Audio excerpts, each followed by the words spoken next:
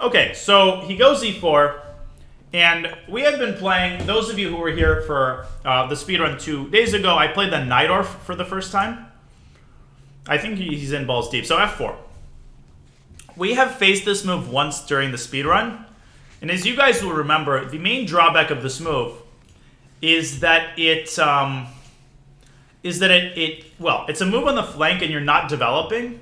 So the general way to respond to such moves is to strike in the center. So the move is d5. That is the theoretical move. That's often why the Grand Prix attack starts with knight c3, because you prevent the move d5. So d5. And as you guys might remember, thank you, Rosanna29. As you guys might remember, if white takes that pawn, then actually taking back with the queen is considered to be inaccurate because of knight c3, chasing the queen away. Does anybody remember what the move is after e takes d5?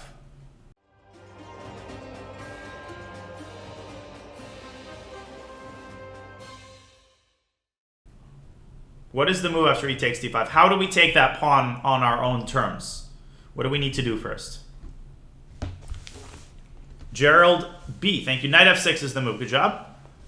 Knight f6 is the move, and if white tries to defend the pawn with c4, I'll talk about that after the game. I've explained that before. Okay, knight f6, maybe he'll play c4 now. That'll allow us to demonstrate why black gets good compensation for the pawn. Otherwise, then we take the pawn with a knight, and that way our queen is not going to get pushed around.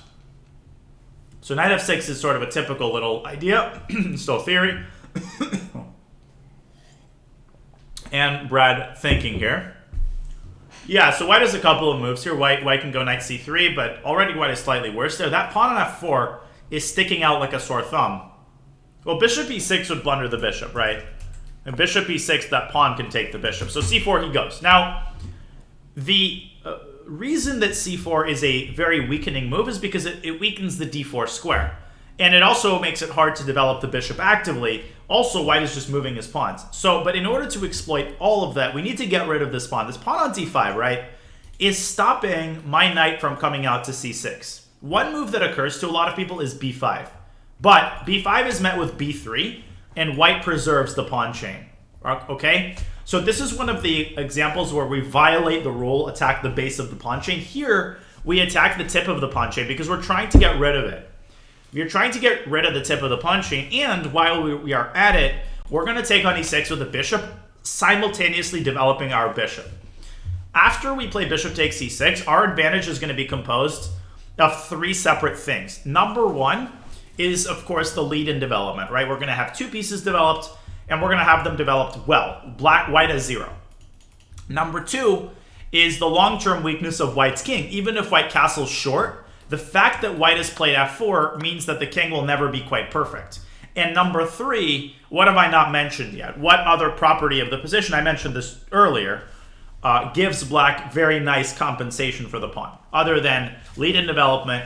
Well, it's not necessarily weak pawns. The pawns themselves are not that weak, because this pawn can be defended with d3. It's the d4 square, right? It's this square that we can reach with our knight at our leisure. We don't need to rush to come to d4. We can complete our development first. It's okay. But at some point, we can execute some sort of a plan that that allows us to slam a knight into d4. That's a very nice long-term outpost. Knight e2. Okay. So this move immediately... Okay, battery's low. 1 second. My headphone battery's low again. Do I need to charge my other headphones? I'm doing this weird thing.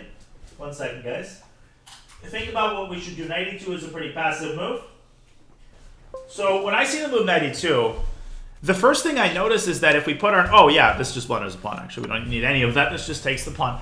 So I actually thought of knight b4, which actually might also be very interesting, trying to checkmate him on d3. But he would have moved his knight away to g3. Knight b4 was also good, but this is very simple. We win the pawn back, and black is much better. This is kind of an opening disaster for Brad. And white f4 is not a mistake, but white needs to know exactly what he's doing to avoid getting a worse position. So here, the best move is either knight f3 or d3 to defend the pawn. Okay, knight g3. Now, of course, we have a potential trade, which means we need to evaluate it. Do you guys think, and when I ask this question, a lot of people misinterpret it and they assume that the answer is no. Do we want to trade on f1? Or if somebody thinks the answer is no, then are there any alternatives? Yes, we do. The reason we want to trade is because it's going to make it very hard or outright impossible for white to castle. If white takes with a knight, then castling is not possible because the knight is in the way. And if he takes with either the rook or the king, then castling will not be possible for the rest of the game. And why is that a big deal? Because the king is obviously very weak. Now, just because white can't castle doesn't mean that black shouldn't castle. So let's prepare castling. Now, we have two squares for the bishop. Bishop d6 or bishop e7. Tricky question, guys. Which one do you think I should play? This is a chance to develop a nuanced understanding of how to develop pieces. Thank you, Hepburn. Curious is absolutely right. Bishop e7. Bishop d6 optically looks more active. But bishop d6 maybe allows a nasty check on e2. And also, remember, our queen may one day want to access the d3 square. This square, or maybe our knight wants to access it, and it's a good idea for the queen to maintain contact with that square. Your pieces should not be in each other's way. And the point of bishop e7, this bishop is not going to be directly involved in the attack. We want to tuck our king away first so we don't have to constantly worry about it when we're attacking. Okay? And a lot of people I know would play like knight b4. They would go for d3 immediately. That's probably not bad, but there is absolutely no need for us to rush. We can just go here and we can castle. This move doesn't really accomplish all that much. If he takes, then we take with the... That's another benefit of putting the bishop on e7. It defends the knight. So castles. Knight takes f6. Okay, so d3. So the move d3 is understandable. Brad is trying to get his pieces out. But d3 obviously is also a big weakness. And we already know that there is a straightforward way to exploit that weakness. That's one candidate move, which is what? Knight b4. But there's actually a bit of an issue with knight b4. And the issue with knight b4 is that he might be able to defend the pawn with rook f3. Okay, and then he might chase the knight away with a3. So I'm actually not as big of a fan of knight b4 as I thought initially. What I want to find is a more sustained way of attacking the d3 pawn. I think knight b4 is a little bit too committal, right? Because maybe I'd want to put the knight on d4. Let's not commit to a placement of the knight just yet. Could anybody propose an alternative method of piling up on the d3 pawn? Well, c4 he just takes, guys. c4 he takes on c4 because the knights protect each other. Yes, nightmare. Let's go queen d7, rook d8. This is a standalone good move, right? We're just bringing pieces into the game. So even if we don't end up winning d3, then it's still going to be a good move. And also, white can still go rook f3, but then we actually could play knight d4. That is a good reason why we keep our knight on c6, because if he does play rook f3, then knight d4 comes with tempo. Well, the reason we put the a rook and not the f rook is because if we put the a rook, then the f rook could go to e8, which is also a very good place. If we put the f rook on d8, the a rook is not going to have any good spots. Okay, so that's exactly what happens. He goes rook f3, and we can go knight d4, centralizing our knight with tempo. We didn't even have to go knight d4. We could have still gone rook d8, but who can resist such a move? Okay, what should we do now? Let's increase the pressure. Now, just because we went knight d4 doesn't mean we shouldn't execute our original idea. Rook d8 is still a good move. Now, it is true that we are not actually attacking d3, but we are putting preliminary pressure on it. And once we move the knight away from d4, maybe to f5, the d3 pawn is going to get caught in the crossfire. Also, oh, we had a much better move, though. I actually missed a tactical opportunity here. Let's see if we have that chance again. Yeah, bishop h4. Yeah, I missed it. I did not apply my own advice. The rook got on the same diagonal as the king, and now Brad corrects his mistake. Now, the good news is that we are still winning because I am just attacking him from all sides here. And let me try to redeem myself with a cool move. Actually, let me not. So, as I mentioned, we now have this big pressure on d3.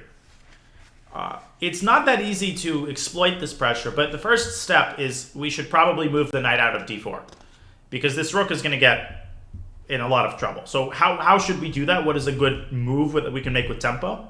Yeah, knight f5. And then what you guys should see is that the queen and the rook are facing off with white's queen, which means that a move that was proposed earlier in another context is now actually very good. And that is the move c5 to c4. He cannot take the pawn because we are going to win a piece. But if he doesn't take the pawn, then we are not only going to win a pawn, but look at that monster that's going to appear on d3. It's going to be a passed pawn and an extra pawn, and the knight on e4 is going to lose its support. And this is just going to be nasty. Now we need to keep an eye on our king, because I can see that the Brad, he's got some ideas connected with queen h5. But none of that is dangerous because there's not enough pieces on the board, and this is going to backfire. The reason I know this is going to backfire is because white's king is simply too weak to sustain any kind of prolonged attack. And as those of you with a tactical mind should see, the queen is, let me apply that advice this time. The queen is making contact. It's an X-raying the g4 pawn, which means the knight could move away with a discovered check, which means that we can play knight takes g4. And if he takes with the queen, then knight e3 is an elementary discovered check tactic. You win the queen. So knight takes g4 is devastating for white, but I understand why he played g4. It's a sensible move, but it doesn't work. Okay, hopefully everything I'm saying is making sense so far. The game is not over. I mean, white can still try to resist, but now the material losses have begun, and I mean, it's virtually unsalvageable for white. Okay. So let's see how this proceeds. Okay, queen takes g4. The Brad settles on it. But, of course, as you guys can see, by the way, knight g3 check. It's important to always choose the right discovery. Don't just throw your knight out with check. I mean, if you go knight g3 check, that's bad for many reasons. Queen takes g3 or rook takes g3 gets out of the discovered check. So knight e3 and queen takes g4 is coming in regardless of what he does. The game is over. We're up a queen for 2 pieces. And what remains is relatively simple technique. So where should we move our queen? We have many good choices. We can move it to e6 so that it protects the c4 pawn. I don't think he missed it. I just think he took out of desperation. I think he tries to create change, which is understandable. He's trying to mix things up. The problem is not that this is inherently bad, but more like, we're going to go queen h5 just to attack h2. We're going to attack h2. Notice that knight f6 check would be something we'd have to be careful about. But here, that bishop on e7 is the unsung hero because it's guarding that square. Yeah, queen d7 is possible, but then we give up c4. So I like queen h5 because we're maintaining contact on the d3 pawn and we're attacking h2. But this is just horrible for white. Yeah. No, I'm sure Brad didn't miss this. I just think he's desperate to create counterplay, but okay, now we can take this pawn. If we take that pawn, then he'll go f6, and he will attack the g7 pawn, so let's instead take this pawn. And now let's take this pawn. And now his entire position collapses. We could have taken it with a pawn, but we're going to take it with a rook because we're trying to trade pieces. And the good thing about this move is if the bishop moves, then we can take white's rook and simplify the position a little bit. f5 is also a big threat. This is all very, very simple. And there's many ways to win this position. So that's a pretty instructive game. And the opening really made it tough for Brad to maintain any kind of serious defensive chances. Good game, Brad. And let's go over it. So the move f4, right? The move f4 would have been good were it not for d5. Like d5 is the reason why a lot of people start with the move knight c3, and only after black plays d6 or e6 or knight c6 does white go f4. This is called the Grand Prix attack. I highly recommend that, by the way. So f4, d5. In the first game where we faced this, I think our opponent played e5, which gives the bishop a very nice square on f5. Oh my lands. And the Brad coming through with 4,000 bits. My man. Thank you, the Brad. Holy smokes, that's huge. 4,000 bits, ladies and gentlemen, by the Brad 777. Thank you, man. Really appreciate it. Yeah, so e5, bishop f5 is kind of like a good French for black. So he takes d5. Appreciate it, man. Good game. Knight f6. So the rationale behind this move should now make sense. c4 is fine. e6, and again, black gets full compensation for the pawn. If anything, I think probably black is slightly better here. And knight g2 is the mistake. Like, I get that, you were probably trying to get the knight to g3 Brad to go f5, but white's position is just a little bit too flimsy to allow that. So d3, I think, would have been the more sensible move, followed by knight f3 and bishop e2 and castle. And you get a position kind of like, okay, black will probably go bishop e7 or bishop d6. And you get a position like this, which is, I wouldn't say, anything disastrous for white. White is actually quite solid here. It's hard for black to break through directly, but black's play is very easy. I mean, you can just position your pieces on good squares, and eventually you can go after that pawn. So this is just not quite that good. Okay, Frank Rutton, thank you for the 20 months. Appreciate it, Frank. You're the man. So knight g2, bishop c4, already the position is almost lost. Because without this pawn, the roof just basically comes off. So knight g3, takes. I'm going to replace my headphones. One sec.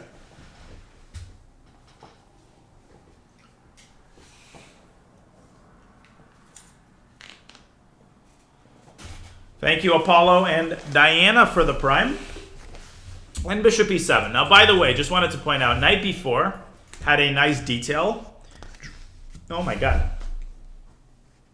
These subs draggle thing for the tier 1. Now, if white goes d4, then after c takes d4, knight takes d4, it is black to play and win. This is a very typical tactical idea that occurs when the knight is on b4 or d4. You guys should be aware of this from a different line that I showed. If you guys have a good memory, I'm just kidding. I mean, this is not easy to remember, but I showed Hafu a system for black that involves a trap much like this. It's called the Baltic defense, d4, d5, c4, bishop f5. I've played this before, so you guys should be somewhat familiar with this. Knight c3, e6, and then the Baltic has this trap where if white just nonchalantly plays e3, then black has this move knight b4, and it's actually very hard to stop knight c2. And if white tries to cut the losses by intercepting the bishop and then going knight e5, black to play. Black to play.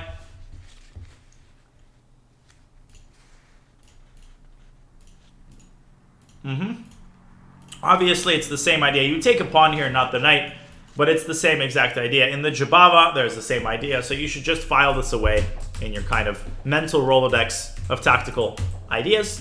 So that's part of what appealed to me about knight b4, but then I saw that, or you guys pointed out, that I could take on c4, and that's just simpler. So it takes things, bishop e7, everything very simple. We castle, queen d7, okay? Yeah, for some reason, why am I on Wi-Fi and not Ethernet? I don't know, whatever. It should be still good. So queen d7, right? Now, knight b4, rook f3. Somebody made a point about the rook being awkward on f3. I don't think so, actually, because also you're paving the way for the king to walk over to g1 and complete the manual castle. Thank you, Chessmain, for 5 gifted subs to the community. Bellstown, Shrimp Titties, Blinge, Orc, Rip Chads, and Ginger Ale 3 all getting subs. Thank you for the 5 gifted, Chessmain. Appreciate it. Loving the support today as per usual, guys. Holding strong at 7,500 subs plus. That's awesome. Okay. So knight b4 was possible, but probably not the best. We go queen d7, knight d4, and rook d8, just bringing the pieces in, and now knight f5. Knight f5, and we open up the pressure on the d3 pawn here, right? We open up the pressure on the d3 pawn in order to be able to go c4. There was a kind of cool move where we could go c4 first. We could go c4 first, and then go knight f5, and this is also good, because if queen takes d7, you have to look for intermediate moves in this kind of situation, and an intermediate move exists. You take the rook with check, very important that it's check, and then you are up in exchange. So that would have been a possibility, but there was a reason I didn't play c4, and I don't remember why, but it would have also been interesting. I just decided to keep it simple. Knight f5, rook h3, and now c4 is absolutely crushing. I mean, I think white can defend a little bit more resiliently. The g4 is understandable. Now knight takes g4, and the situation just gets even worse, and now white is just lost. Maybe, I don't know, maybe knight takes f6 and then replace the knight with the other knight, maybe that way. But now just bishop e7, and again, like, look at white's position. The king, everything is weak. And c oh yeah, bishop h4 was missed. Of course, I missed knight takes e4, and then bishop h4. And that wins the exchange. That just wins the exchange because it's a pin. And the move knight f6 check, the bishop multitasks as a defender of the f6 square. Remember that this kind of stuff is often possible. Even if a piece is pinned, it can still be the pinner.